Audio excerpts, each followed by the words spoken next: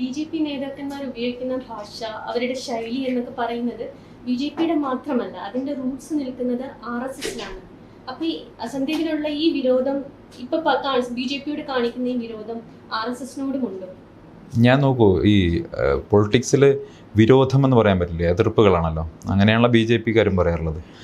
ആ എതിർപ്പുകൾ അവർ ഐഡിയോളജിയുള്ള എതിർപ്പാണ്, വ്യക്തികളോട് എതിർപ്പൊന്നുമില്ല. അപ്പം നാളെ സുരേന്ദ്രൻ ആ പ്രത്യയശാസ്ത്രത്തെ തള്ളിപ്പറഞ്ഞുകൊണ്ട് പുറത്തു വന്നു കഴിഞ്ഞാലും സ്വാഭാവികമായിട്ടും ഏതെങ്കിലും മതനിരപേക്ഷ പ്രസ്ഥാനത്തിൻ്റെ ഭാഗമാകാൻ അദ്ദേഹം ആഗ്രഹിച്ചാൽ, ഞാൻ പറയല്ല, സ്വാഭാവികമായിട്ടും അദ്ദേഹം അങ്ങനെയുള്ള ആളുകളെ സ്വാഗതം ചെയ്യണമെന്ന് ഞാൻ പറയുള്ളൂ. അത് ഒരു ഐഡിയോളജിക്കൽ ഇഷ്യൂ തന്നെയാണ്. അത് ഏത് സംഘടന എന്നല്ല, ആ ടോട്ടൽ ഐഡിയോളജിയുടെ പ്രശ്നമാണ്.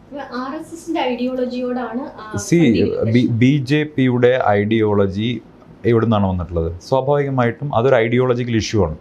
ആ ഐഡിയോളജിയുടെ അടിസ്ഥാനം എന്ന് പറയുന്നത് അതിൻ്റെ ഉള്ളിൽ ധാർഷ്ട്യമുണ്ട്, ധിക്കാരമുണ്ട്, ഒരു ഓട്ടോക്രസിയുടെ സ്വഭാവമുണ്ട്.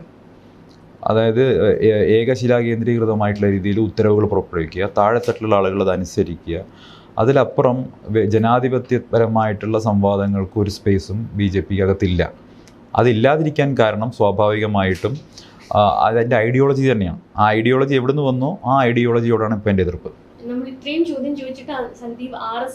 Yes, definitely. ഞാൻ പറഞ്ഞു ഇല്ല, ഡെഫിനറ്റ്ലി ഇല്ലല്ലോ.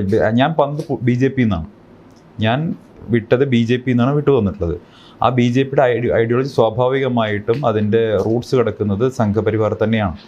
അതുകൊണ്ടാണ് ഞാൻ പറഞ്ഞ ആ സംഘപരിവാറിൻ്റെ ടോട്ടൽ ഐഡിയോളജി, അതിനെ ആ വെറുപ്പിൻ്റെയും വിദ്വേഷത്തിൻ്റെയും ഐഡിയോളജിയെ ഉപേക്ഷിച്ചിട്ടാണ് ഞാൻ വന്നിട്ടുള്ളത്. പിന്നെ ഇപ്പം അതിനെ പ്രത്യേകിച്ച് പറയേണ്ടതില്ല. ഞാൻ മെമ്പർഷിപ്പ് ഉണ്ടായിരുന്ന എൻ്റെ പ്രസ്ഥാനം എന്ന് പറയുന്നത് ബി.ജെ.പി ആയിരുന്നു. എനിക്ക് ചുമതല ഉണ്ടായിരുന്ന പ്രസ്ഥാനം, ഞാൻ ഓർഗനൈസേഷനിൽ ചുമതല ഉണ്ടായിരുന്നത് എനിക്ക് ബി.ജെ.പിയിലായിരുന്നു. അതുകൊണ്ട് സ്വാഭാവികമായിട്ടും എനിക്ക് ബി.ജെ.പി തന്നെയാണല്ലോ ആദ്യമായിട്ട് തള്ളിപ്പറയണത്. ഞാൻ ആർ.എസ്.എസിലൂടെ അല്ല പബ്ലിക് ലൈഫിൽ വന്നത്. ഞാൻ എസ്.എഫ്.ഐയിലാണ് സ്കൂളിൽ പഠിക്കുമ്പോണ്ടായിരുന്നത്. അതിനുശേഷം ഞാൻ ഡയറക്റ്റ്ലി ബി.ജെ.പിയിലേക്കാണ് വന്നത്. ഞാൻ ആർ.എസ്.ലേക്ക് ഡയറക്റ്റ് വന്ന ഒരാളല്ല. പക്ഷേ ഡെഫിനറ്റ്ലി അതിൻ്റെ ഒരു ആശയത്തോട് ബി.ജെ.പിയിൽ വന്നതിന് ശേഷം കൂടുതൽ ഉൾക്കൊണ്ടിട്ടുണ്ട്, പ്രവർത്തിച്ചിട്ടുണ്ട്, ശാഖയിൽ പോയിട്ടുണ്ട്, പ്രോഗ്രാമുകളിൽ പങ്കെടുത്തിട്ടുണ്ട്, സ്വയം സേവകമായിട്ട് മാറിയിരുന്നു. അതിനുശേഷം ഈ കഴിഞ്ഞ വിജയദശമിക്ക് പോലും ആർ.എസ്.എസിൻ്റെ ഗണവേഷം അണിഞ്ഞ് വിജയദശമി പരിപാടി പങ്കെടുത്താണ്. എൻ്റെ നാട്ടിലെ ആർ.എസ്.എസിൻ്റെ ഇത്തവണത്തെ വിജയദശമി പരിപാടി എൻ്റെ ഗ്രാമത്തിലാണ് നടന്നത്.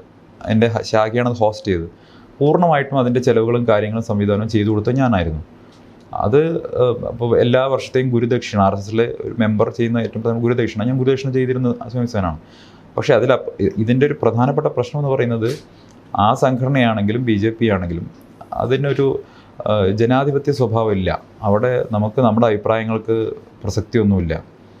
അപ്പോൾ അതല്ലെങ്കിൽ അത് കേൾക്കാനോ അതല്ലെങ്കിൽ ആളുകളെ കേൾക്കുക എന്നൊരു സ്വഭാവമില്ല. മൻ കി ബാത്താണ്, അവിടെ നിന്ന് റേഡിയോ ഓൺ ചെയ്ത് വെച്ചതുപോലെയുള്ള പരിപാടിയാണ്. നമുക്ക് അങ്ങോട്ടൊന്നും പറയാൻ പറ്റില്ല. അതാണ് അതിൽ പ്രധാനപ്പെട്ട പ്രശ്നം എന്ന് പറയുന്നത്.